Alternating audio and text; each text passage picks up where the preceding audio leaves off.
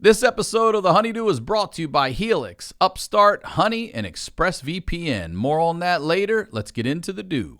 The HoneyDew with Ryan Sickler.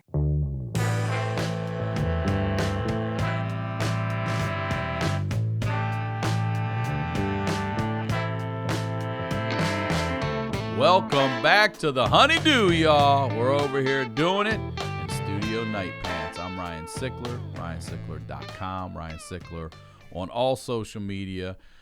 Just a huge thank you for all your support. We just finished 100 episodes. We're about to kick off the first of the next 100. So I just want to thank you all for your support. Thank you for making this such a fun show. Thank you for all the messages, the emails, everybody. I sincerely appreciate your support, and we're going to keep on doing the damn thing. So get over, subscribe to the YouTube channel. You'll get audio here on Mondays, video on Tuesdays. Don't just watch, subscribe, and you're going to get some more content coming soon there as well. If you're a fan of the time codes, if you look in the description underneath YouTube, you'll see stories you can jump to if you'd like. The Patreon show is growing. Thank you so much for your support there. The HoneyDew with you all. Doing the HoneyDew with you all out there. I've heard some amazing, crazy, funny stories. If you or someone you know has a story that has to be heard, please submit at honeydewpodcast@gmail.com. We're going through all of them. We will get to you. There are a lot. We're going to keep on doing that show too. So if you're on board for it, you can subscribe for a year, save yourself some money. I know that $5 a month is a lot for some people, $60 a year. A lot of things going on out there, but you can subscribe for a year and you'll save over a month of episodes. You'll get them for free. It goes back to you, y'all. So subscribe to that as well. The Facebook fan page, make sure you're subscribed over there for updates, clips, all that stuff. Make sure you're following me on Instagram. Can't thank you guys enough for the iTunes reviews as well. All that stuff helps, man. You guys are the shit. The HoneyDewPodcast.com is the website for the show. All the merch is there. It's also on RyanSickler.com, but the night pants are there. The Night Pants Nation Champion sweats are there. The hoodies, the T-shirts for the HoneyDew, the T-shirts for my Ryan Sickler, the fist pump. Did I say pump? Fist bump shirt. The Appreciate is really cool design. Upstate merch is the shit. Zach Newton is designing some of that stuff for us over there, so thank you. And I record here at the Santa Monica Music Center. You know I like to give back. So if you live in LA, if you need musical instruments, you need musical lessons, this is the spot for you or your kids. Take a lesson with your kids. Go to santamonicamusic.com. You get online lessons. Use the code HoneyDew, and they will waive the registration fee, and they'll give you one free lesson when you sign up for a package. All right? That's the biz. If you're new here on the next 100 shows, what we do over here is we highlight the lowlights. These are the stories behind the storytellers. We're shedding a little light in that darkness and laughing in the face of adversity. And this guy is no stranger to the do. Ladies and gentlemen, excited to have him back. The saga continues. Joey Diaz, welcome back to the HoneyDew, Joey. Great to have you. What's here, happening brother. there, Ryan? I'm saying you look so Great good. to be here. Jersey looks good on Trying, you. brother. You look like an old suave gangster out of Vegas right now, and in his twilight years, coming into his own. You look good, dude. You do. It's tremendous. It's a different life. I got the stink of LA off me. My daughter's in school. She's happy. And for the followers of the show, yesterday was the 33rd anniversary of the kidnapping of Kent Vela, November 18th, 1987. Really? So yesterday was the anniversary. Yeah. How many years? 87, you said? 33. Yeah, I called him Tuesday night. Left him a message. You Right called now, the guy 33 years ago. You called the guy you kidnapped Oh, yeah. on the anniversary of the kidnapping. Oh, every year. He's unemployed now, so he wants to hear from me. You talk about full circle, man. Dog, I apologized to him. I did a bad thing. I apologized to him. He accepted it, and we became friends again. That's great. So I called him Tuesday night, left him a message. I was thinking about him. I go, 33 years ago tonight, I was planning on what to do with you. So I can't even. whether we were going to feed you to the lions or fucking put you in the trunk of a car. We didn't know yet. All right, let me say this for those of you listening, because a lot of people have missed that the last episode of that I actually was honored to guest host the church, and that's the episode where we cover the kidnapping. So there's a lot of you like, hey, there seems to be a chapter missing. That's where you find that chapter. Okay, go to the church or what's happening now. Check out the episode I guest hosted, and that's where Joey tells that whole story. This time, exactly where we left off was February of 1989. It was you were just leaving prison, and what you said is it was the first time in the halfway house, which made me laugh because that means it's not the only time you were in the fucking halfway house. Please, feel free. When I think of my stint at BCTC, and what does that stand for, Joey? BCTC. BCTC. Boulder Community Treatment Center. Okay. Boulder County. The same people who owned BCTC owned LCTC, which was in Longmont, Colorado, about 20 minutes away. Okay. You didn't want to go, they put you to where you were from, but they threatened to put me in Longmont at first. And I didn't mind because there was a little Mexican place out there called Delicioso. And they made the best fucking breakfast burritos you've ever had in your life. I'd put away like 8 of them. Damn. 8, 9 of them. They were that good. So I didn't care about going to Longmont, but I really wanted to go to Boulder, So I found out, I went in, you got a 3-day orientation. You can't leave. You could call your loved ones and they could bring stuff in. The clothing you need, whatever you need for your job.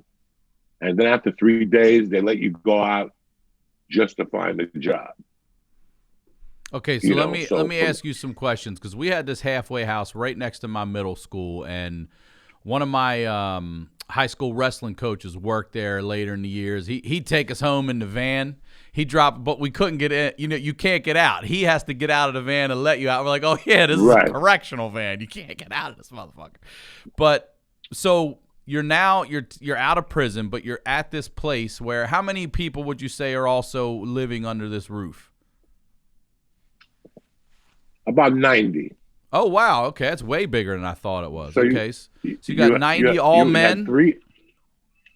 No, the bottom floor was women. And then the 2 top floors were men.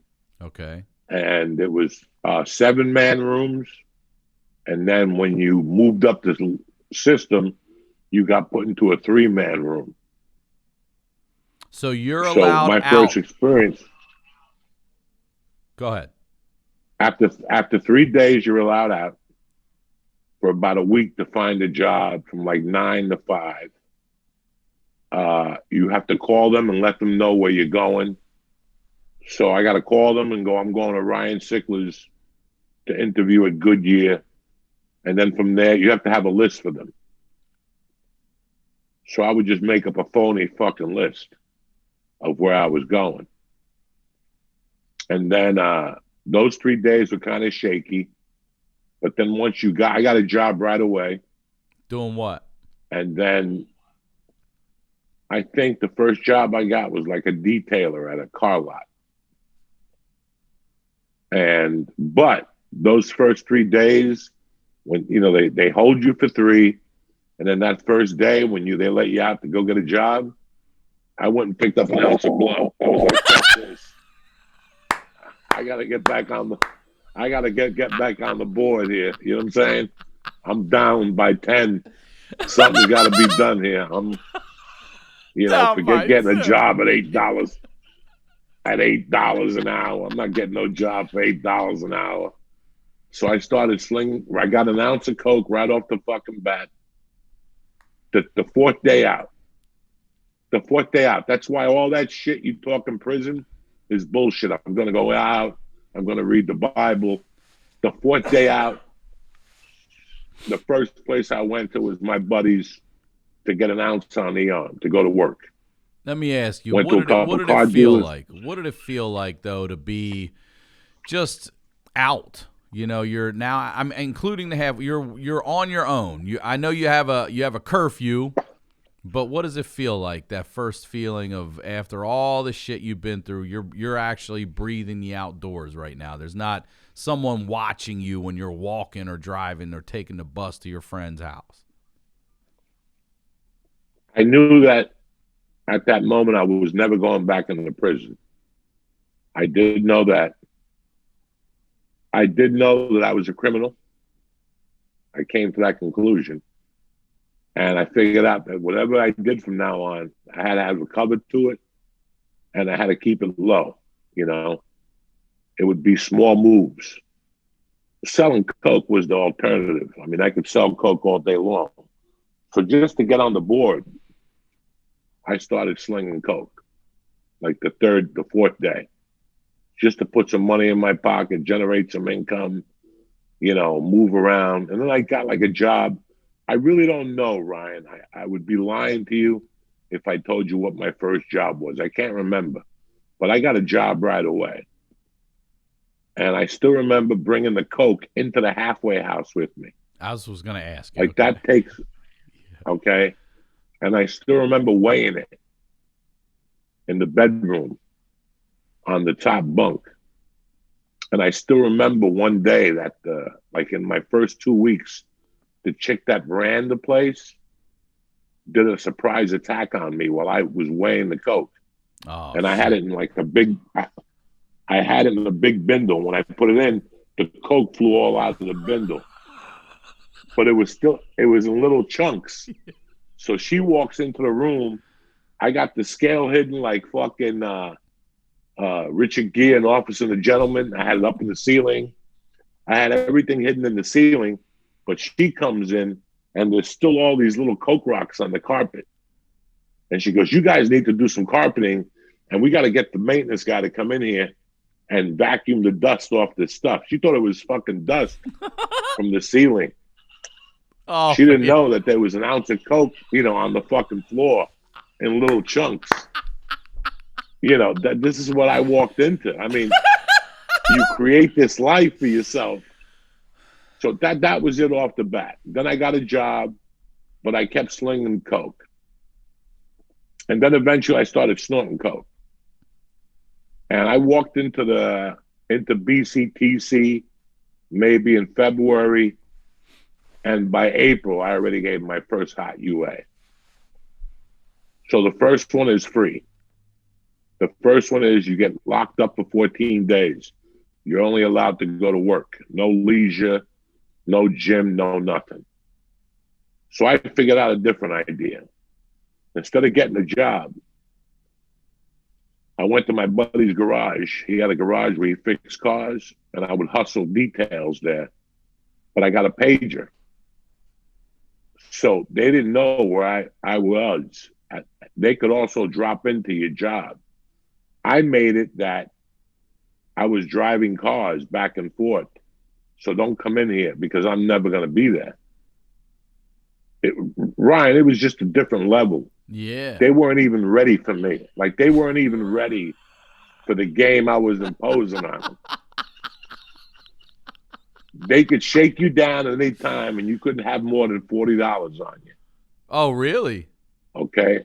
Yeah. You had to pay, it was, at that time, it was $75 a week rent. And you also got a box of food, like frozen Swanson dinners, you know, cheese slices, shitty food, you know, for the week. I used to get food delivered. I'd get Chinese food delivered, and they lose their fucking mind. Like, I showed up just completely different. Like, I was running my own game in there. Then I gave them the hot urinalysis, and then they were really on me. And that was just Once coke? you give them a hot UA, just coke. I wasn't smoking dope or anything. Once I gave him the first hot, I came to the conclusion that I can't snort coke, and I was fine with that. But I still needed to sell coke to make some money. The job was just to cover. The other thing I devised was you had to pay rent on Thursday, but everybody got paid on Friday. So if you didn't pay rent on Thursday, you wouldn't get your leisure time on the weekend. That opened up another avenue for me, loan sharking.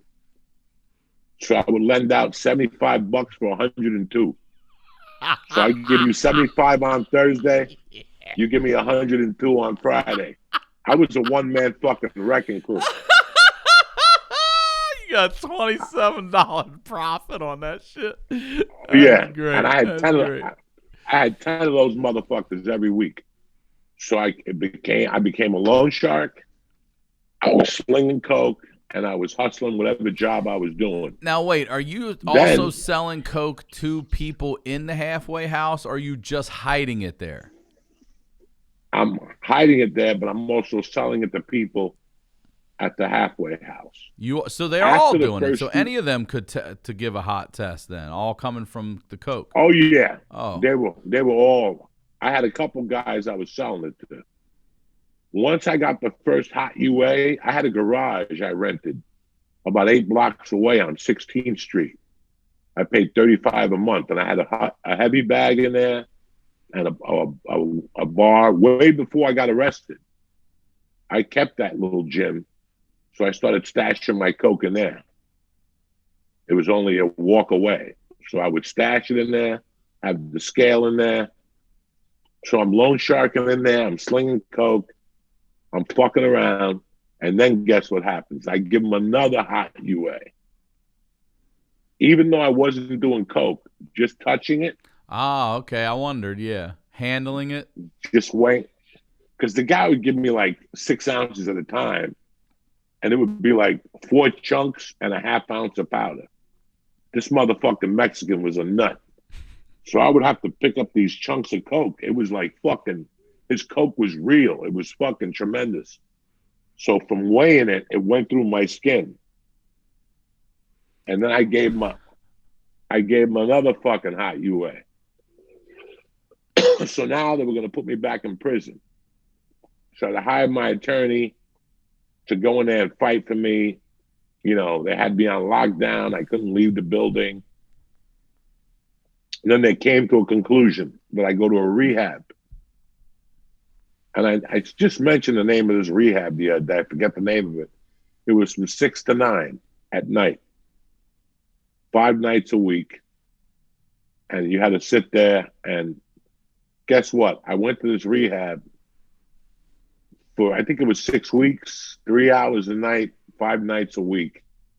And I started selling more coke at the rehab than I ever did. Like, it was fucking crazy.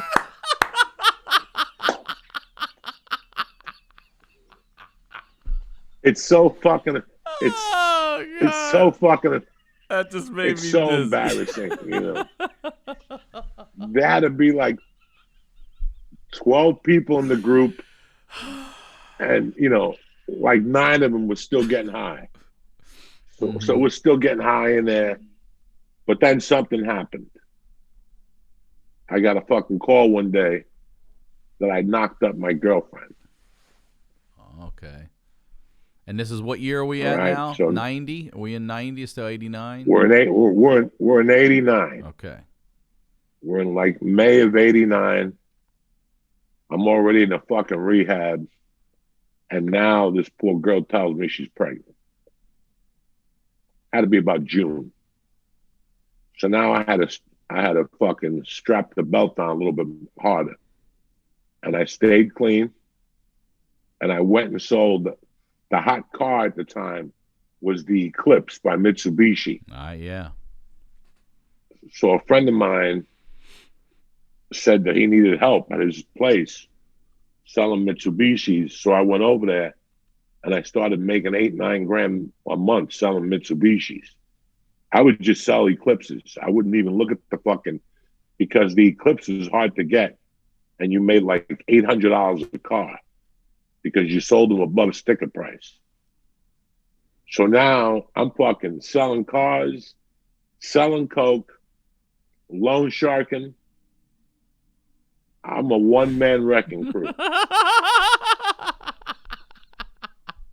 I'm getting watches sent out from New Jersey, Rolex watches, presidentials.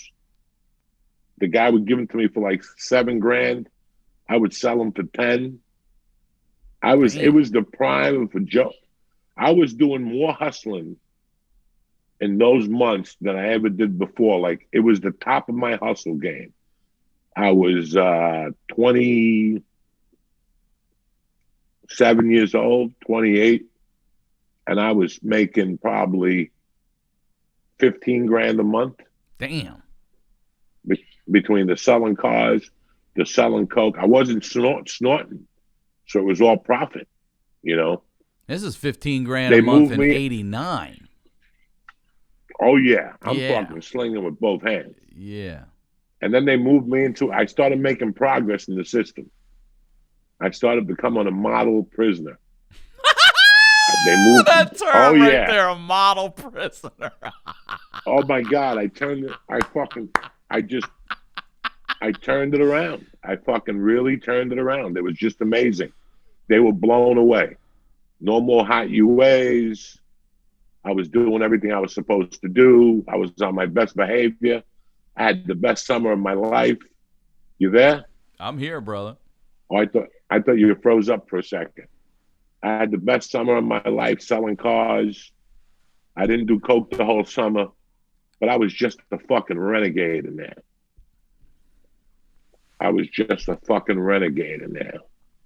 And then I got them to so high that they gave me a furlough, like a 4-day furlough to get married and to go on a honeymoon. But I had them at that time, and I did my program, and they let me out. They said, "You're done here.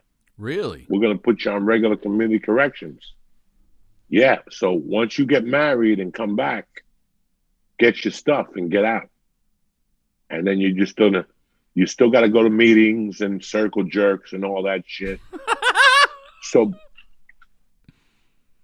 by August of '89, I was a free fucking man. Because you're married. Because I'm married. I get married.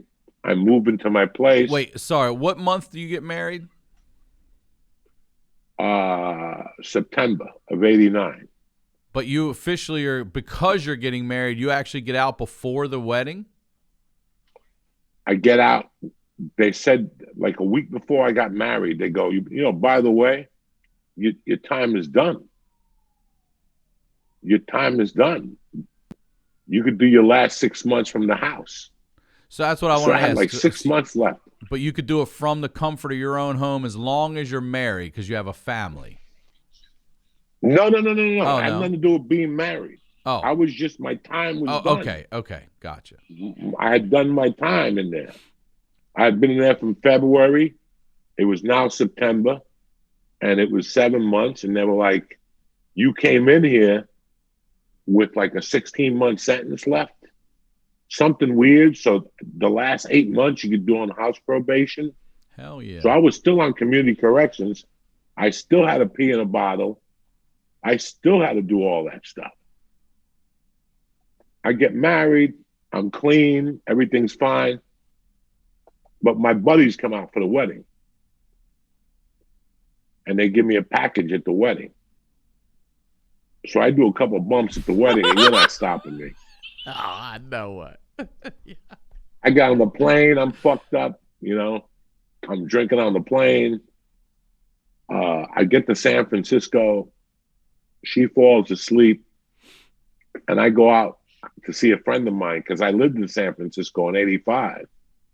So I went looking for a friend of mine. He gave me an 8-ball. I stayed up all night in the garage doing it with a fucking 8-pack of beer, a 6-pack of beer. I walked upstairs at 7. I got in bed and she woke up and we went on a honeymoon. Like, you know, we went to an Oakland A's game with Canseco and all those guys. Yeah, Bash and Brothers. then Monday night, we went to Monday Night Football, opening game, the Giants at the Niners. Oh, that's great. Yeah. But I came back on Tuesday and I had the bug in me, dog. I was back on the powder. So I started doing powder. I worked against the clock. I would snort on Friday nights because I could possibly clean by Monday. You know, I could possibly be clean by Monday. Were your tests random at this point, or did you know when they were coming at this point? They tested me Monday, Wednesdays, and Fridays. Damn. So you had to call a number at 1:00, and the number would tell you what color was up. And there was some Mondays where they wouldn't test me, so I played against the clock. I would get high on Fridays because if you didn't test me on Monday, chances were you were going to test me on Wednesday. But if they tested you on a Friday, that means you were going to get tested again on Monday. Okay. So you always had to play the clock. Yeah. And I did it great. Then they started nailing me on Mondays, and that's when I went to work. I would like if I called at 1 and my color was up, I would go to Albertsons and buy a bottle of vinegar. A white vinegar, distilled vinegar, 32 ounces, and a bottle of Gatorade, and I would get a package of Certo. Certo is what you use to make like a Jell-O. Okay, yeah. And I would drink the whole bottle of white vinegar. No, dude. With Gatorade. You would mix 32. That's fucking 4 cups of vinegar and Gatorade mixed. What does that taste like? I would drink. Shit. You know, when you're a fucking junkie, this is what happens when you're a junkie. Doesn't that burn your throat? So and shit? It just destroys your insides. I got away with it like maybe twice. So wait, I'm sorry to interrupt you again, but this is supposedly a concoction that's going to neutralize this test or give you a negative test? This is the word on the street. Got it. That you had to drink vinegar, but at the end of the day, nothing works. They always get you. It's some type of metabolites or something. So I got away with the test like maybe 2 times, and then maybe like mid-October, they fucking nailed me. They nailed me again. And instead of rehab, they said, you're going back into the halfway house. You're going to do an extra fucking group meeting. And like, you know, I went from being the model guy to the fucking schlub. So I would wake up every morning and walk to my apartment. I lived about 2 miles from the halfway house. I would walk to the apartment, see my wife, get changed, and go to fucking work. And that really made me become a little bit like I did, you know, just a realization of what I had done and stuff. I'm like, God damn it. I can't get my fucking life together. And I started working I still sold Coke, you know. I wasn't doing it. I said, let me just do this steady, you know, and I stuck to the program.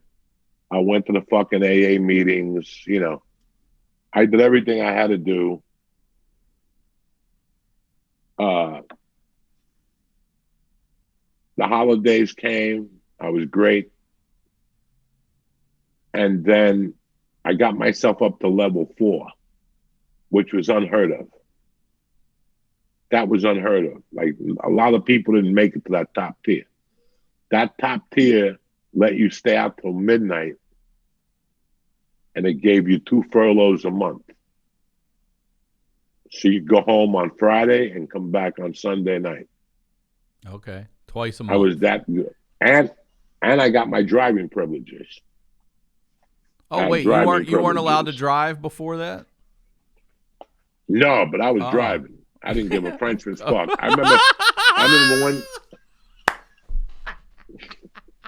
I remember being at a light one day. I remember being at a light one day, and one of the counselors pulled up next to me at the light. And I'm like, fuck. But it was funny. Those months when I was a junkie, I tormented their fucking world, Ryan, because I couldn't figure out how to beat the drug test. So I started fucking getting like chlorine for a pool, and I would grind it down into a powder, and I would pull the skin back on my dick and sprinkle the chlorine on my helmet. Jesus Christ. And then pull the skin back and then put like a fucking rubber band on my dick. Wow. And I would pull this. So I started fucking around with that test. They couldn't figure out what the fuck was going on. You're right? putting chlorine in the test? Oh, man. But doesn't that burn the fuck out of your dick? Your dick skin's so sensitive. Fucking pool cleaner. Pool cleaner. Yeah, those I know. tablets, I was a lifeguard. I know what you're talking about. I feel like that would burn your dick skin off. I was grinding them down. It was tremendous. It was really tremendous. I was grinding it down into a fucking powder and putting it on my dick. And I was fucking with them. And then one week I used Drano. Come on. It was tremendous. It was tremendous. I was driving these two. It was a team. It was a man and woman team that would test you. And then they also, when you're level 4, they also have the right to come to your house whenever they want, knock on the door and check your house, your refrigerator, smell around to see if there's weed. They knocked on my door 10 times. You know how many times I opened that door? 0. I don't open the door for strangers. 0. Listen to me. I would turn the TV off. They would come back with a sheriff's car and sit outside my door for 2-3 hours. I would outweigh the sheriffs. I'm not going anywhere.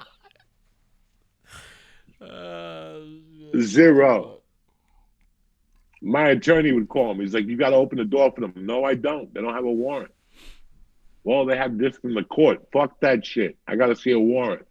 I know my rights. I'm like Jay-Z. I know my rights. You got to show me the fucking warrant.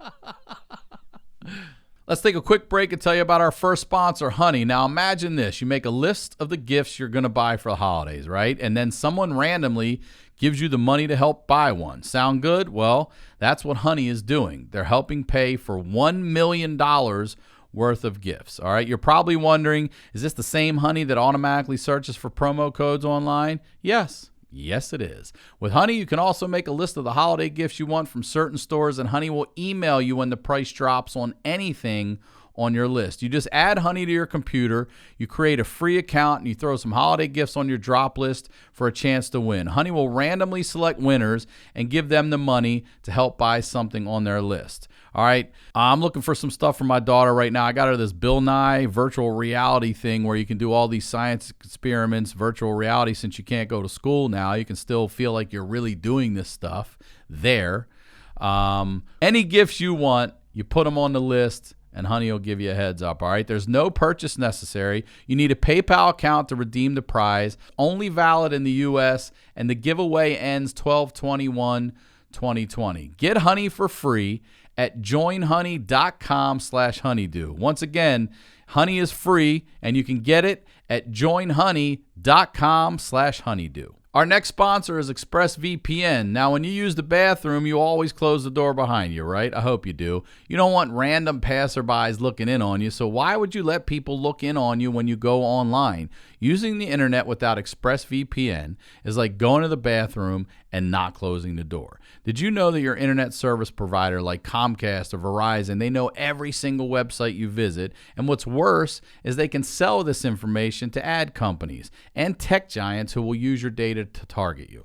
ExpressVPN puts a stop to this. It creates a secure, encrypted 10 tunnel between your device and the internet so that your online activity can't be seen by anyone. I use ExpressVPN on all my devices. It works on everything.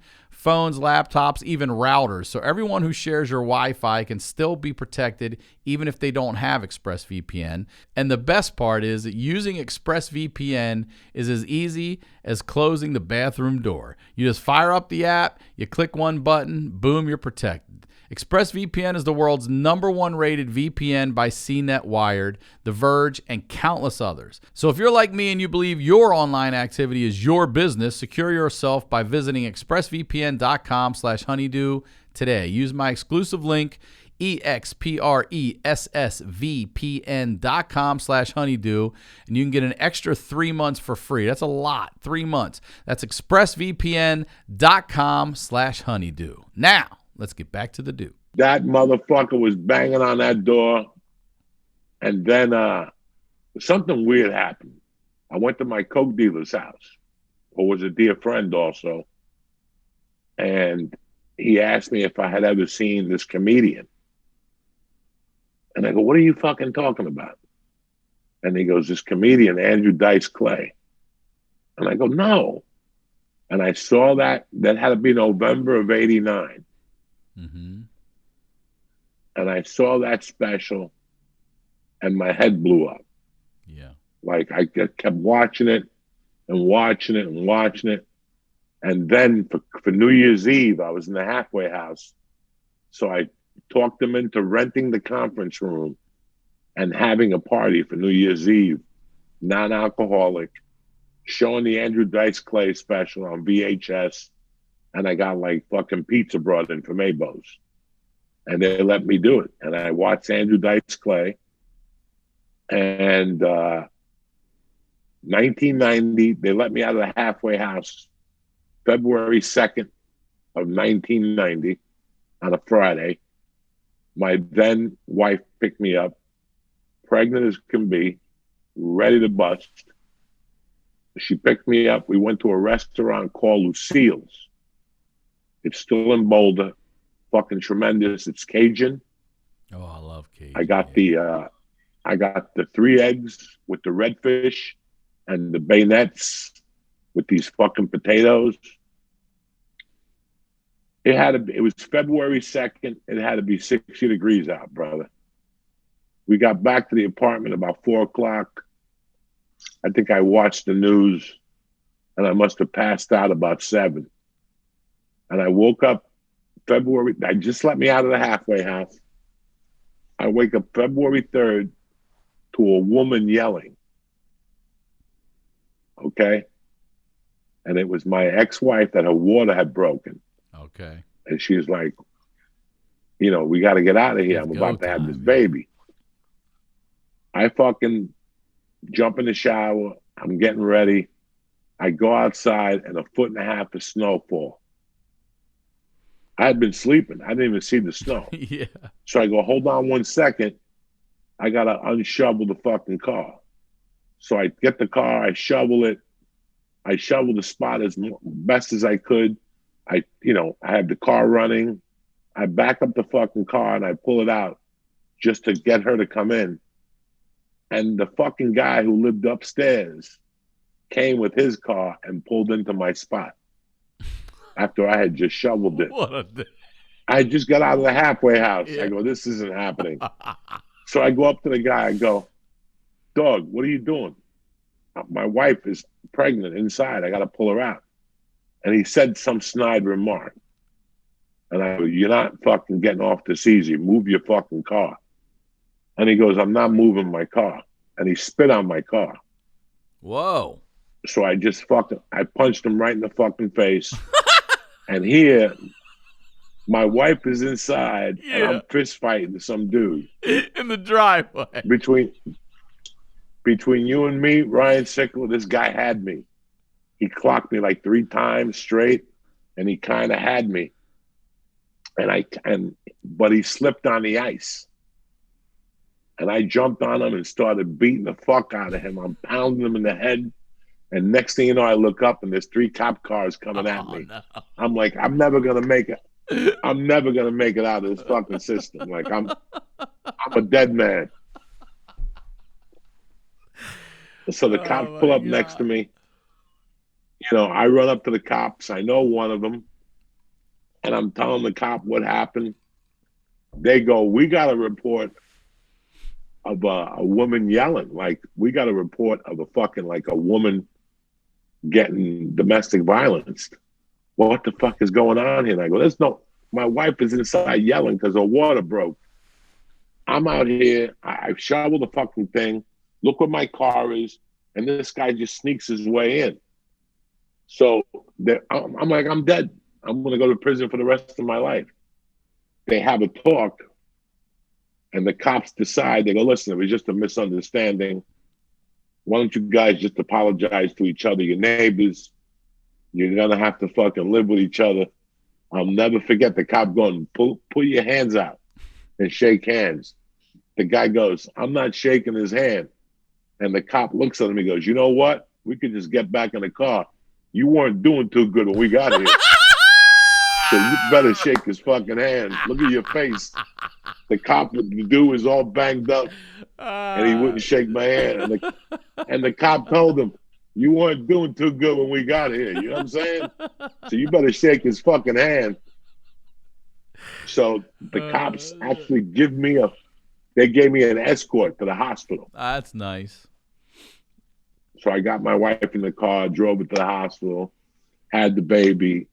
She's in the hospital. I go home, I get an 8-ball to celebrate. You know me, dog. Old habits never change. Now, even though I'm free, I still owe them like 8 more months of piss test. And that's when my world began. I just started fucking blowing up their machines. Every time I go in there for a piss test, I would throw something else on my dick to fuck their machine up. Bromo salsa, Alka-Seltzer, fucking pool cleaner. I put Alka-Seltzer. You must have like a leather dick, I tell you, man. I don't think I could handle any of that shit.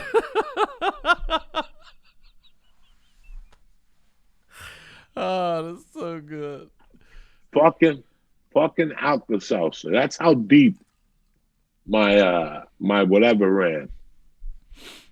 I had a little girl. You know, man, this is why I tell people nothing's going to change you unless you change yourself. Amen. I've sat with men thousands of times, you know, doing fucking an ounce of coke, telling me, I love my kids. This is the last time I'm going to get high. You'll never see me again after tonight, you know. Kids can't stop you from getting high. Probation can't stop you from getting high. Nothing can stop you from getting high. When you're going to get high, you're going to get high. People don't realize that. I know the other side of it. I think back to my times, that time period of my life. It didn't matter. And you know what made it worse, Ryan? That they gave me a rule I couldn't get high. I don't do well by rules. Right. You know, we're comedians. That's why we became comedians, because we cannot follow society's rules. No. I wake up every morning at 5 a.m, 6, 7, 8. I'm an early riser.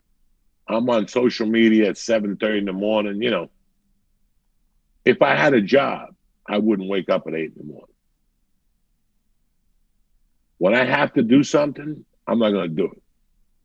There's no way. You know, I've been on my own basically since I was 10. My mother when I got out of captain school, my mother made me an offer I couldn't refuse. I'm going to let you do it your way. The first time you fuck up, you go back to my way. So looking back at it now, I couldn't handle rules.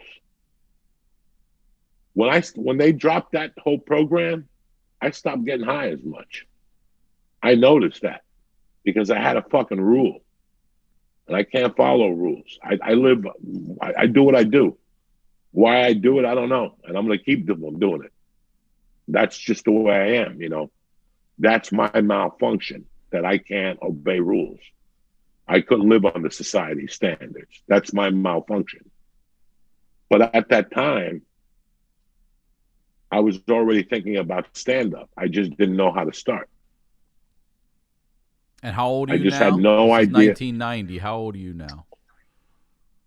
I'm 27 years old. Okay. So this is just starting to think And I about had stand-up at 27.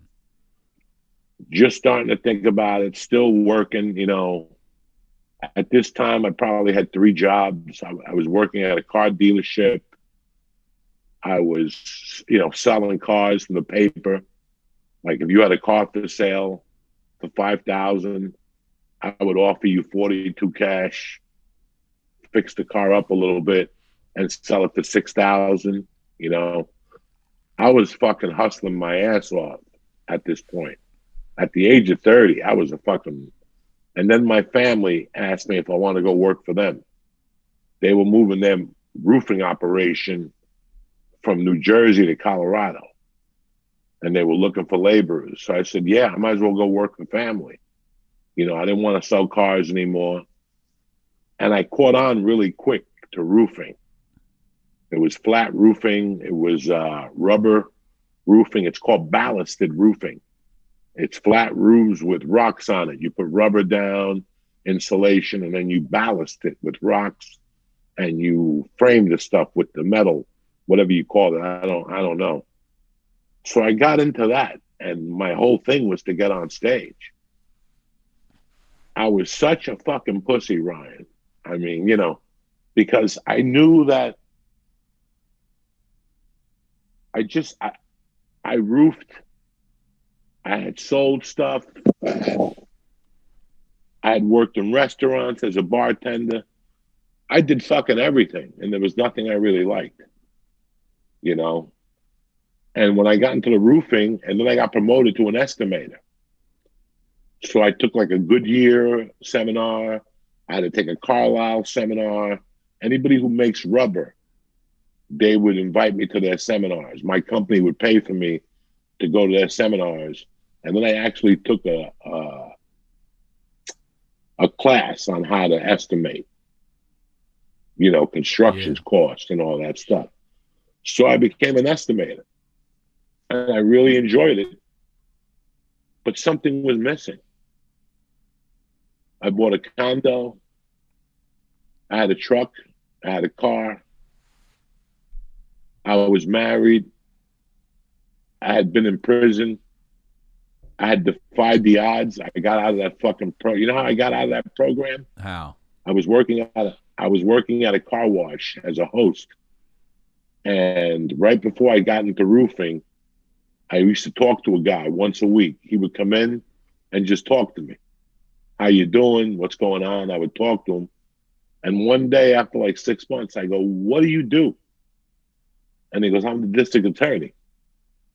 And I go, you're Bill Wise? And he goes, yeah. The real district attorney was Alex Hunter, but underneath him was Bill Wise. The reason why I mention these names to you are they were involved in the John Benet Ramsey stuff. Oh, okay. Years later. Okay. What's his name was the mayor, and Bill Wise was the DA, and he was forced to resign over the John Benet thing. But I got to tell you, he was a good man. I talked to him every day for a long, you know, I talked to him once a week. We would have conversations while I was out there. And when I told him what I had done, I go, I got in trouble with the whole Vela thing. And he goes, that was you. And we started talking and giggling. And he goes, just have your attorney put the motion on my desk. I'll sign it. Behind the other DA's back. The DA that prosecuted me. Yeah. He said, fuck him. He goes, fuck him. I'll sign it. And he signed it. And I was let off, I think, November of 90. Okay. I was done with my sentence. Everything was done. Everything. Now you're I could done. You could snort. Yeah, you snort could snort all the coke. coke you want, huh? Do whatever the fuck I want. But something wasn't right. Something wasn't right in me. Something just didn't feel right. I was making money. I had everything that America, society tells you need to move forward. I had everything in the palm of my hand. But something wasn't right, Ryan Sickler.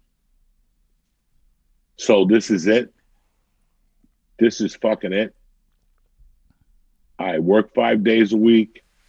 On Saturday, I watch the kid because you got to work. And then on Sunday, we go to your parents' house to eat. And I start all over on Monday. And then one day when I'm 65, you give me a gold watch. And you tell me my years of service were great. That was it. Something wasn't right. Just something didn't seem right. So I searched. My answer was religion. So I started going back to church. I got confirmed. Remember when I got thrown out of Catholic school right before my confirmation? Yeah. So I said, what I need is the Holy Spirit to be complete. So I went, I got confirmed. I took classes at night. I made my confirmations. I was still fucking miserable. So I went to Naropa Institute. My friend was at a restaurant at Naropa Institute. It's a college in Boulder for Buddhists. It's accredited. You know, you go there and get a degree in philosophy. You're going to end up a fucking waiter with dirty feet. But, it's. I took a couple classes and I really enjoyed Buddhism. I liked it. I liked the principles. I took a Monday night class on walking meditation, the whole thing. I was looking for something. Something was fucking missing. Something wasn't right, And that March of 91, it snowed. And I went to one of the job sites we were working at. And the guys were like, bro, our fucking labor didn't show up today. And we have nobody to go get us food. Can you go get us food? And I was like, fuck yeah. There was a diner around the corner and they had green chili. I was hungry anyway. I'll go, let me go over there and get the green chili. And when they had like boots and then they had like a bar, it was an old school diner. Yeah. And when I sat at the bar, there was a Denver Post, a Rocky Mountain News, the newspaper. You know how sometimes you just take a newspaper and open it? Yeah. Well, when I just opened I remember doing that back in the day, yeah. Like just opening it, not the first page. Yep, just but like the middle, right, to go right to the sports kind of thing. I did that. I opened up the paper, and in the paper, the front page I opened was an ad. Roseanne had just blown up. So the Denver comedy scene was blowing up. And there was an ad about the Denver. It wasn't an ad. It was a write-up about the Denver comedy scene and what had happened since Roseanne blew up. How many more comedians were going to, how come the club became more popular, the Denver Comedy Works. And then at the bottom, it said, are you thinking of becoming a comedian? And it told you the options to do. And they had an ad for a stand-up comedy class at the University of Colorado in Boulder. It was right up the corner from my house. It was 3 Sundays. It was $38, and it was taught by a guy named Jeff Harms. I'll never forget that guy. He was a stand-up comic, and he was part of an improv troupe. Somebody got stabbed in Los Angeles. He was part of an improv. You hear if that? It's not a fire department, it's a fucking helicopter. So he got,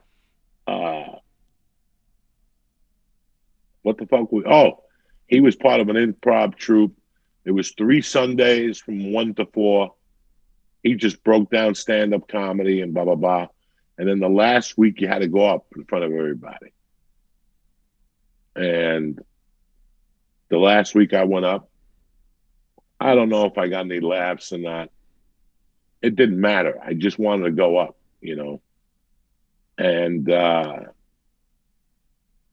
when I got off before class ended, as I was walking out, he came over to me. He goes, what's your name? And I go, Joey. And he goes, I usually don't tell this to the students, but you have a career in stand-up if you want to.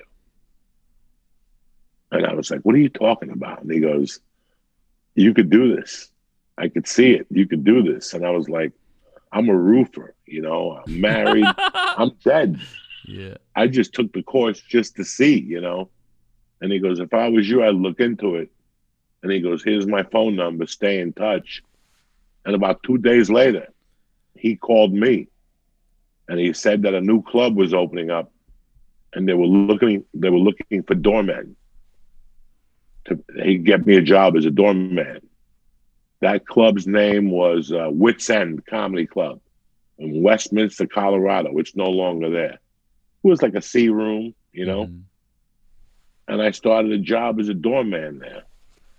And I remember that, like that April, you know, in Colorado, even though it's not winter, sometimes you get snow. Yeah. Like it'll just snow 1.5 feet in April. And I'll never forget that April it snowed and I didn't have to work that day. So I went and rented the movie with Tom Hanks about stand-up comedy. Yeah, Sally Field and Tom Hanks. And yeah, Sally Field.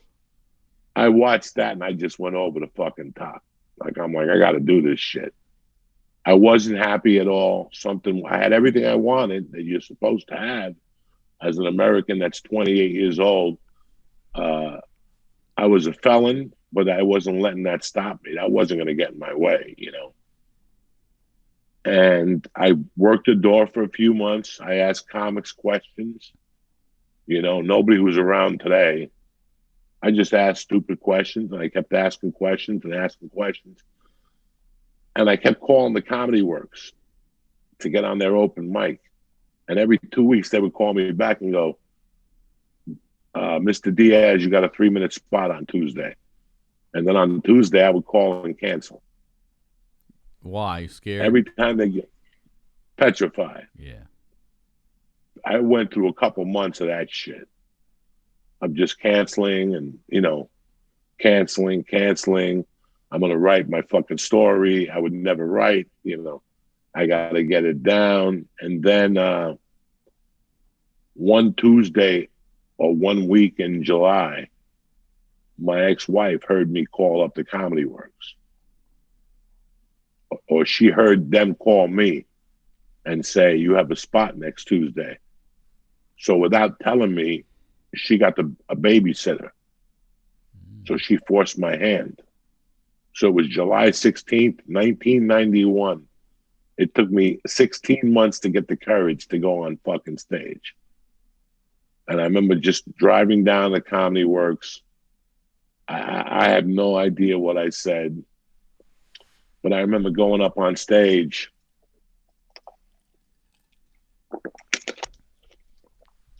And at that time, I had done everything. You know, I had done heroin. I had done coke. I had, you know. When I walked off stage, I can't describe the high I had. Yeah. Like, I wasn't stoned. I wasn't on coke. That whole day, I didn't do anything. This was my moment to see if I could do this or not. Like, for me, July 16, 1991 was my turning point. When I got off stage, the owner of the Comedy Works at the time, it was Wendy. Yeah. But it was also a guy named Ed Nichols came up to me. Ed Nichols came up to me and he goes, you got a really good stage presence. You should really stick this out. And a guy, PJ Moore, came up to me and said, what are you doing tomorrow night? I got a gig. Can you do 5 minutes? And I was like, yeah, I can do 5 minutes. And I got the fucking gig. Let's take a quick break and tell you about our next sponsor, Helix. Now, I've been on the road a lot. I've slept in a lot of places. I've bounced around my whole life. And I'm telling you, there's nothing more important than a comfortable mattress. I had a friend of mine whose grandma said to me one time, spend good money on a bed because it's where you rest your soul. And I'm telling you, that's never been more true than now. All right. I got the Helix mattress. I got the Midnight Lux. This is the best mattress I've ever had, man. I have it in my daughter's room. We go in there, got the queen size. I read to her. We both fall asleep, and I'm not even supposed to fall asleep. I have work to do, and I'm in there passing out because it's so comfortable. Helix Sleep has a quiz, okay? You can take this quiz. It takes 2 minutes to complete and matches your body type and sleep preferences to the perfect mattress for you. Everybody's unique, and Helix knows that. So they have several different mattress models to choose from. They have soft, medium, and firm mattresses. Mattresses are great for cooling you down if you sleep hot, and even a Helix Plus mattress for plus size folks. I took the Helix quiz. I was matched what I already said, the Midnight Lux mattress, because I wanted something that felt like a medium firm, and I sleep on my side, okay? I love it. Like I said, it's a huge upgrade over what I used to have. And I'm telling you, and here's the good thing is you don't have to spend a ton of money to rest your soul. Helix has you covered. The delivery and setting up was fast and easy. It's soft, but it's still really supportive. I'm falling asleep right away. I'm sleeping well. My daughter loves it. Everybody's into it. So if you're looking for a mattress, you take the quiz, you order the mattress that you're matched to, and the mattress comes right to your door. It's shipped for free. You don't ever need to go to a mattress store again. Helix is awesome, but you don't need to take my word for it. Helix was awarded the #1 best overall mattress pick of 2020 and by GQ and Wired magazine. So just go to helixsleep.com/honeydew, take their 2-minute sleep quiz, and they'll match you to a customized mattress that will give you the best sleep of your life. They have a 10-year warranty, and you get to try it out for 100 nights risk-free. That's a no-brainer. All right, they'll even pick it up for you if you don't love it, but you will. Helix is offering up to $200 off of all mattress orders and 2 free pillows for my listeners at helixsleep.com/honeydew. That's helixsleep.com/honeydew. Our next spot is Upstart. You know we love Upstart. I love Upstart. You guys love Upstart. So many of you have hit me and used their service, and I absolutely am grateful for you, and I'm glad you're loving it, because there's a lot of economic chatter right now about the state of the market. Is it recovering? How long will it take? Have we seen the worst? But if you're struggling to pay off high-interest credit card debt, you can't wait for those answers. You need to take action now with Upstart. There's actually something you can do today to help fight off high-interest credit card debt. Upstart is the revolutionary online lending platform that knows you're more than just a credit score. Unlike other lenders, Upstart can reward you based on your job history in the form of a smarter rate. Upstart lets you skip going to the bank because it's completely online. They offer loans from $1,000 all the way up to $50,000, so you can consolidate your debt into one easy fixed rate payment.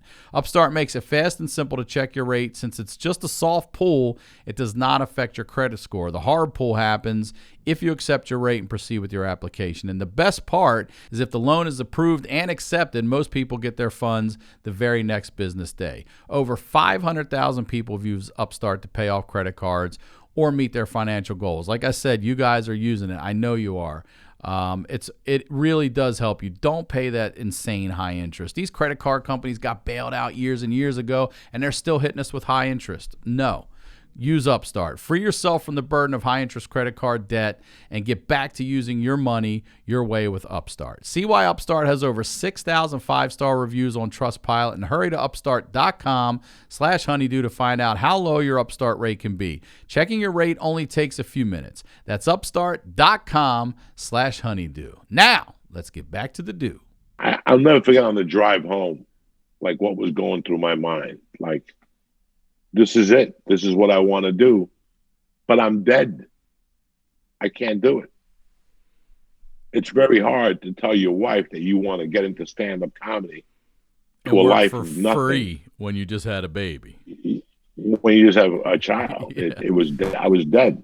Yeah. So whatever dreams I had were dead. They were really dead. It was like then I was really fucking broken in half. You know, I'm like, what am I gonna do now? I'm stuck being a fucking roofer and estimator. Nothing wrong with it. It's a decent job. It's better than being in jail. But I really wanted to do the stand-up. And it was like, and I got on stage like maybe 3 times that July, maybe 3 times that August. And then something just wasn't right. Still, that feeling came back. So my wife at the time told me, you have money saved up. Maybe you need to find yourself. Go home. I hadn't been in New York for 6 years at that point. I hadn't seen my friends in 6 years. So I came home for a week, snorted coke, was out of it. I remember they gave me a police car at the Hertz rental. They gave me like an old, yeah. They rented me a car, but it was a detective car. And I still remember going to the Bronx and people were like, nah, we ain't want to deal with you, dog. You yeah, right. That Crown Vic car? Yeah, it was a Crown Vic. So I remember going back home and just feeling empty. Like, I'm never going to be able to do this fucking dream, you know? Yeah, I get on stage here and there, but all these guys talk about the road. And you hear Bob Seger talking about the road, and Bon Jovi talking about the road, and something just wasn't right. So I kept living my life. I kept estimating. I kept selling cars. And then there was this Nissan truck that opened up. Somebody told me they had a Nissan truck for sale. But I already had like 2 cars tied up. I already had like $8,000 tied up in 2 cars. And I had like $4,000 laying around upstairs. But I was still $3,000 light. So I ran a scam when I was at the University of Colorado with Pell Grants and fucking scholarships and shit. And I knew, I got every fucking Latino scholarship that was ever made. Pancho Villa. Everybody sent me everybody sent me 500 that went right to the Coke dealer. You know what I'm saying? So I said, how can I come up? It was like a fucking scam. So I went to the Boulder. I went to the University of Colorado. I went downstairs, and they had like a loan office. And I went in there and I said, listen, I got some credits I owe you. I want to go back. And they go, well, it's too late to get a Pell Grant. It was right there in September, right there when you sign up for fall semester. So I said, let me just get a loan. And they said, fine. And they gave me a loan. I signed up for the classes. Once I got the loan, I bought the car. They gave me a loan for $26.25, the standard loan. I bought the car and I sold it the next day for a $2,000 profit.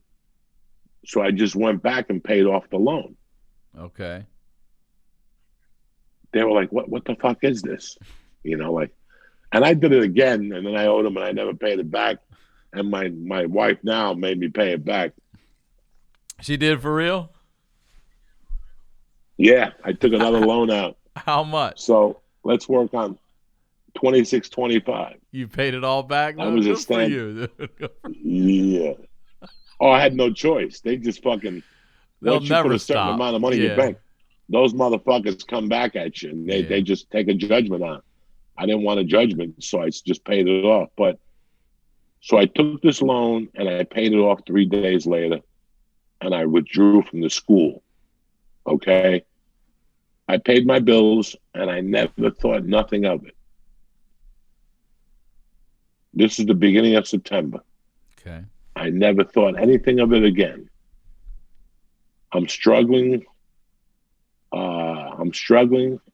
As a human being, like with this comedy and, being a dad and being a roofer. I'm struggling with all this.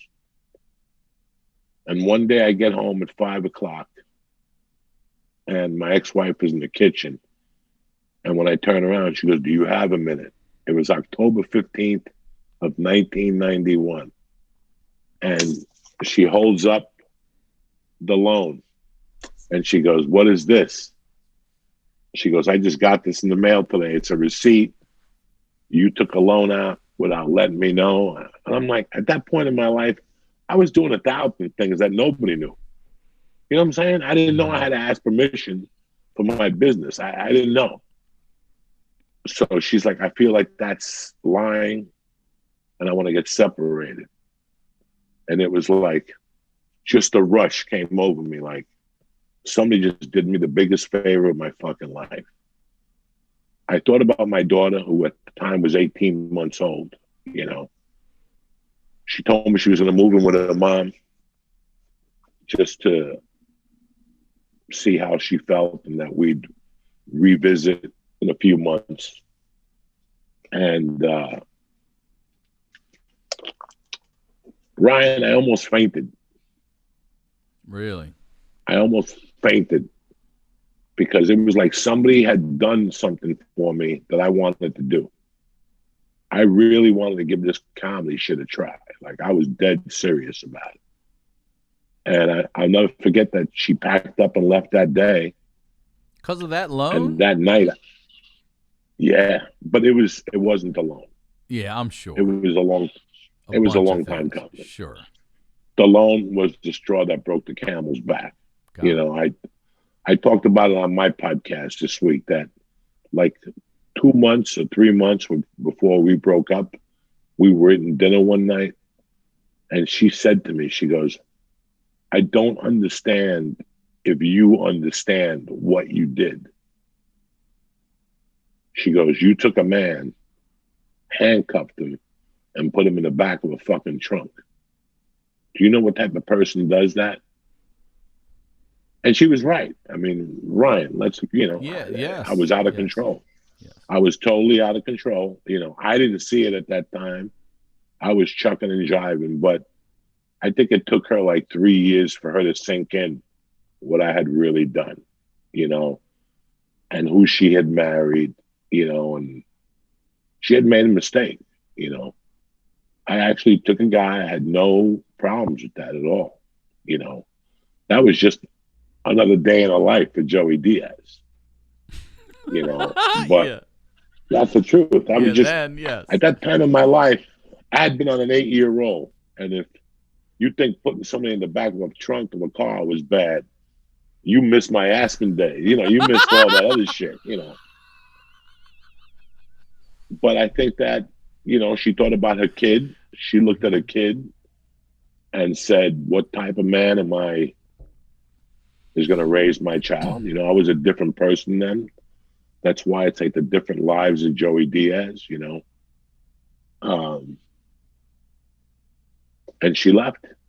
But it was so weird. That night, I went in the paper and I saw that the broker was a bar in Boulder. They were 4 bars. They had restaurants. The broker was a restaurant. But in Boulder, it was more of a pickup bar. On Wednesday nights, they had like a professionals night, and people went there. But Tuesday nights, they actually did comedy night. It was a steak night. $15. You got a steak, a salad, and you got to see a fucking comedian. And they were running the Beck's Broker Joker. Beck's has a beer, Beck's beer. In the 90s, what a lot of people don't understand was there was no Netflix. There was nothing like that. The exposure you got was from doing contests. There were certain contests you did. Johnny Walker had a contest. There were more national contests. HBO had a contest. Everybody had contests. NBC had a contest. I remember going to an NBC contest, signing up and waiting. I had never been on stage before. And like 2 people before me, I just left. I just fucking left. Because some guy in front of me had like a comedy club jacket on. I'm like, these guys are pros. I've never been on stage before. I'm just going to go up there and bomb. I still remember going into an audition for Charlie Hill. Charlie Hill was at the University of Boulder, and they were looking for local comics to come in. And I had to walk into a room with like 3 students in there and do my fucking stupid jokes. The 3 guys looked at me like, what are you, you're the worst comedian we've ever seen in our lives. But it was so weird. I went down to the broker and I became part of this contest that started in like September, but they were having like prelim rounds, right, October, November, with the finals being December 18th, 1991. The winner got $500. And I just invited my friends from Boulder. And I went to the contest and I kept winning every week, the rounds. I kept coming in first place. It was like every other week I had to go down there. And then I could hang out and watch the comics. I was going to the Comedy Works at the time and doing 3 minutes down there. And I was doing the broker, and that was it. There was not a lot of comedy rooms at the time. But that's Denver. Where your comedy career was born, in Denver. Yes, it started in Denver. And then December 18th, 1991, what I was doing was I was selling Valiums at the time. All right, just straight up. So all these coke guys would tell me, hey, we want to buy Valiums. And I would go, oh, if you want Valiums, you got to come to the broker. I'll be at the broker. They're like, what the fuck are you doing at the broker? I go, I'm doing comedy. And they're like, we didn't even know you did comedy. I'm like, yeah, but how many Valiums do you need? And they're like, 20. I go, all right, meet me at the broker. In those days, what I was doing was stocking the audience with my friends. Mm-hmm. They didn't know they were going to have to pay and sit. They would get there and go, we're here to see Joey. And the guy would go, you got to sit down and pay. So I would have like 20 people there. But they weren't there to see me. They were there to buy drugs. Yeah. I would just tell them, meet me at the fucking broker to sell you drugs. So I was stocking every time I did a contest. Like, let's say you call me on Sunday and you wanted Valiums for the week. I would hold you off till Tuesday and then make you come to my and then show. And then come to my show. So I would have 30 people in there. The night of the contest, there was maybe 118 people in there, and I had 90 people in there. I couldn't lose. I couldn't lose even if I wanted to, because they based it off of the applause. Okay. So I won the Broker Joker. I won the 500, but the house MC was a magician that was always drunk. He was the worst magician in the world. So I talked the owner of the general manager of the restaurant to let me host on Tuesday nights to get rid of the magician. I go, look how many people I bring. Get rid of the magician. There's a fucking comedy room. Yeah. He was an old magician. Yeah. He hosted all of the events that they did. Like they did like movie night on Sunday nights. Yeah, he just came with the place. White, yeah, he came with the place. Yeah, he was an old white guy. He was out of it. So I actually went up to this guy and asked him. I said, "Can I host here? Look at the amount of people I bring every week. Every time I perform, I got 90 coke fiends in here, fucking drinking 18 cocktails. I was selling tickets even before I was known. Nobody fucking knew who I was. I was packing the place because I would tell them, come down. I'll have your drugs for you down there. So they made me the fucking house MC. The first week of January of 1992, I already had a job as a comic. I was getting $50 a show. Yeah. So that's $200 a month. And bitch, in my world, that's a fucking start. Yeah. $200 a month plus all you could eat, all you could drink. And that's how I started fucking comedy right there. That's how I got into it. A lot of people don't know that fucking stuff. I didn't know that. I won the Broker Joker. I don't know why I felt like separated. Your early days were Seattle. No, Seattle came in 95. So after this is still 90. This is 91 going into 92. Okay. 92 was fantastic. I was an open micer. I had my own night on Tuesday nights at the Broker. I was single. I had every credit card imaginable. I had never used a credit card in my life. I didn't believe in them, but now I was single. I could do whatever the fuck I wanted to. And I was just doing comedy using credit cards. That's it. January 1992. Got a girlfriend, caused a lot of problems. And that's when the problem started with my ex, because me and my ex were cool from November till like January. We were cool. Everything was great. And then she told me she moved in with a guy, with my kid. So I'm like, you told me not to date nobody because we're Catholics. The divorce is finalized. And here you want to move the guy in with you.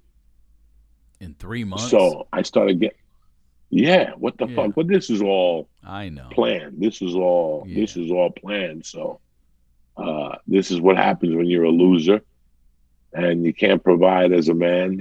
I wasn't a family guy at all. I was, I wanted to do comedy, but that's the transition into my comedy career. That's how I transitioned.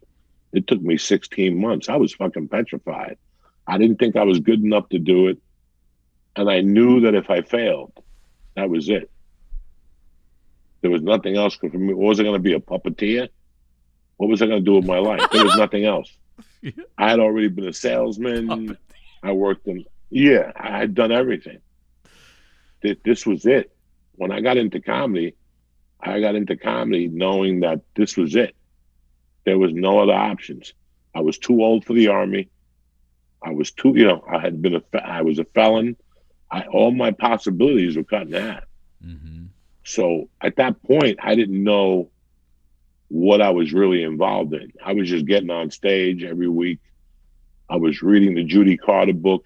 And in those days, there used to be a comedy newspaper that came out of San Francisco. And it just interviewed different comics and it told you about what was going on. And I just remember reading that every week. I would go and get it from, like, when I would go to the Comedy Works or something. I'd pick up a copy of it. I had all those newspapers saved. And I would, in the back, I had a club thing of all the clubs in the country and the one-nighters. And I would fucking circle all those things and just cry and fucking say, one night I'm going to play the Punchline in San Francisco. Yeah. Once I'm going to be up in Seattle, at the Underground. I like their logo. It was kind of weird that I like Seattle Comedy Underground's logo. So I kept thinking to myself, I'm going to be in fucking Seattle someday, but I had no idea what I was doing. I was just getting on stage at the Broker. And I kept doing that till I got fired. I got fired December of 93. By that time, I had lost everything.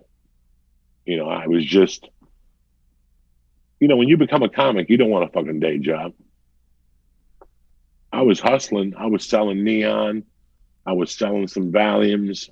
I was dabbing in some coke.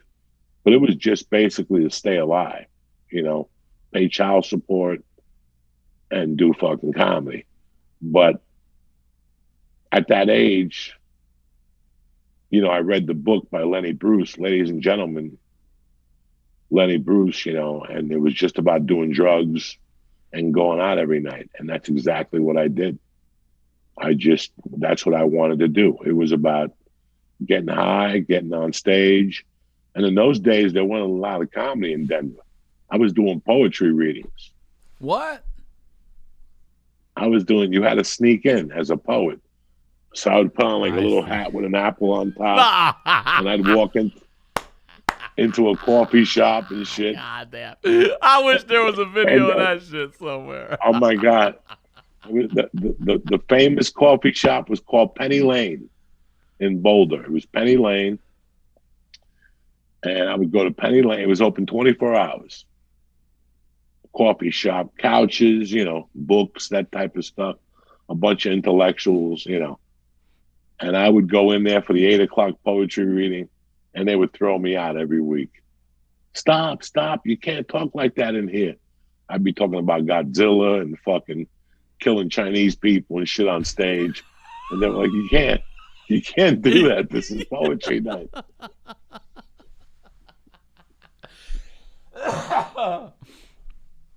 But there was one manager who worked the midnight shift to 8 a.m, and her boyfriend was in the halfway house with me. So she saw me there one night, and she's like, we do a poetry reading at midnight, from midnight to about 3 every morning. And I go, are you fucking serious?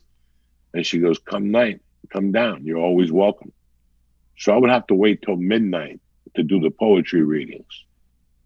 And again, they would, I'd have to follow a guy like that was up there. I ran, Yeah. and I ran into the wilderness. And then I'd go up there throwing fucking heat, talking about Hitler and shit.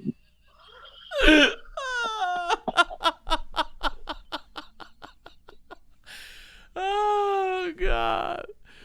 That's the kind of, I tell you, that's the one thing I do miss as a comic right now about live shows is sitting in the back and watching, everybody else go up and do their thing. I miss it. These motherfuckers, it's just one of my favorite things, just sit back in the cut and watch people get up there and rip it up and just die laughing, try new shit, all of it, man. That's great. That's so funny.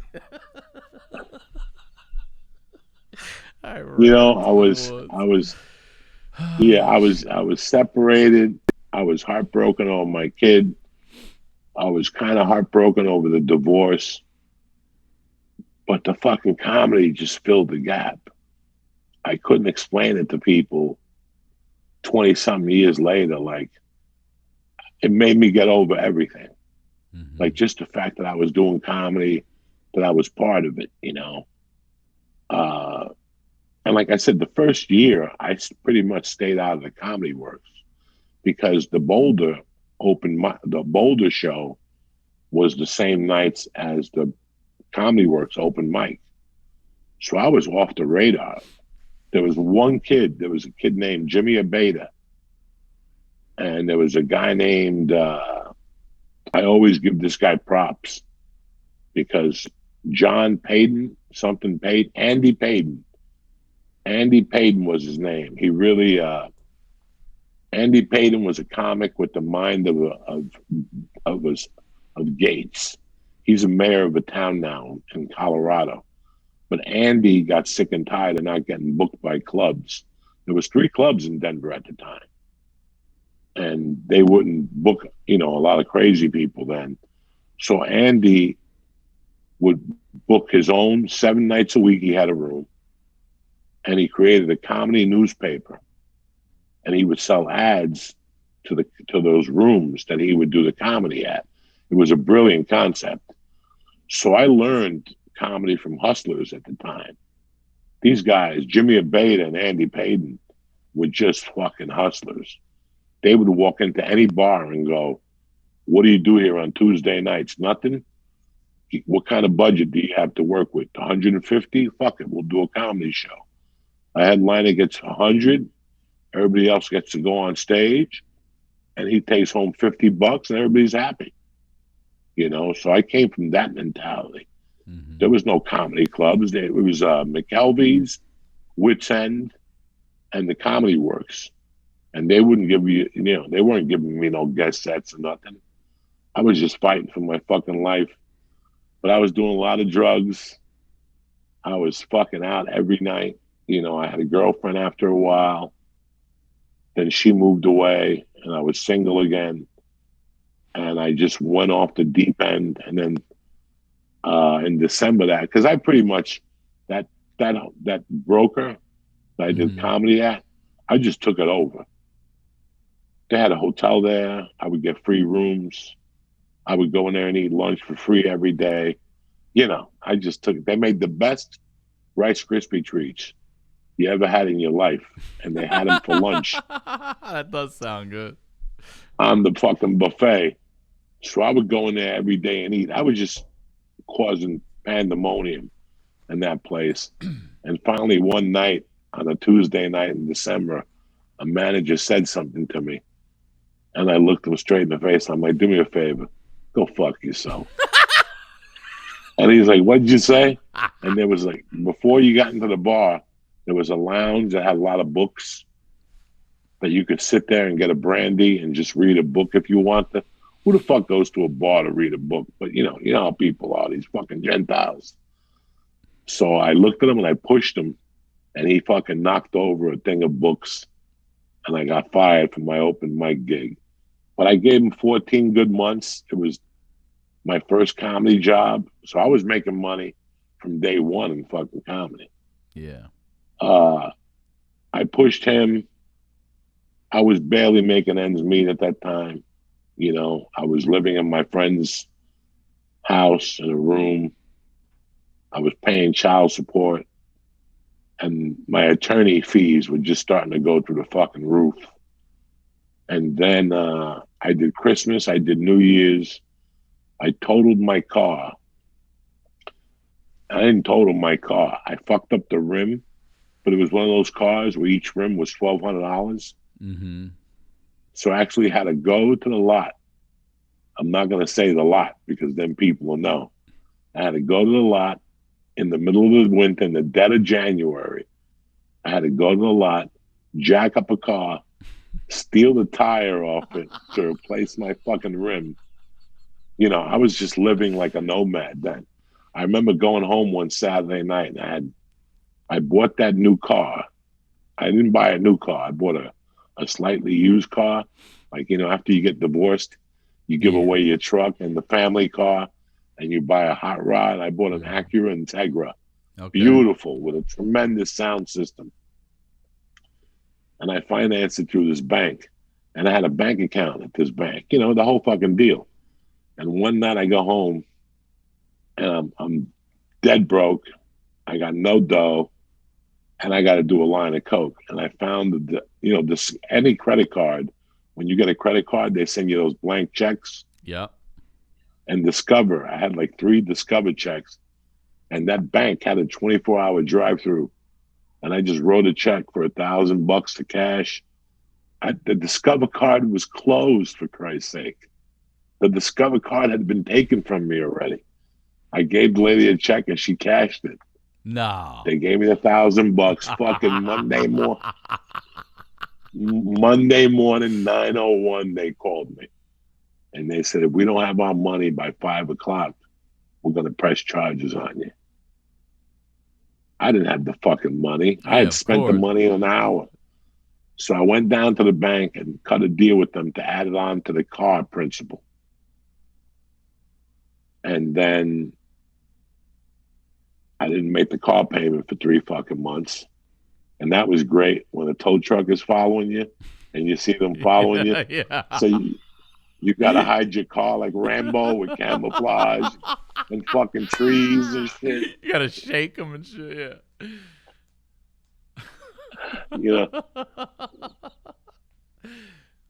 when you look back, you think of all this shit. You're like, what the fuck was I thinking? Why would I even stick it out with something that there's no money in? Like, there was no money in comedy back then. No. I was just doing comedy. I was just loving it. And I was getting on stage every night. And I finally had to call my brother, whose wife just recently died about 2 months ago after I got here. I called him. I told him what my situation was. I told him I couldn't make rent, that I was losing the war with my wife, with the kid, you know. And he sent me a plane ticket back to Jersey. He goes, come back. So I came back, whatever that date was for the Super Bowl. I was back in Jersey. But before I left, I went to the Valium guy and I fronted like 10,000 Valiums. Jesus. I told him I'd be back in an hour. And I brought the Valiums back here with me to start my comedy career up here as finance. So that's where we'll leave off. January of 93. I'm writing it down. Hold on. January 1993 is where we pick up. I love you, brother. Thank you for doing this. Thank you for having me, brother. Always a pleasure to see you. I miss you with all my heart. I miss you too, you know, man. I'm not mad at Los Angeles. Like I told my wife today, we went to lunch. And I go, I'm not mad. A lot of great things happened for me in LA. And I got to meet a lot of great people, and you're one of them. So thank you, bro. Thank you. And I'm happy we can continue the saga. We'll keep it going whenever you're available, my friend.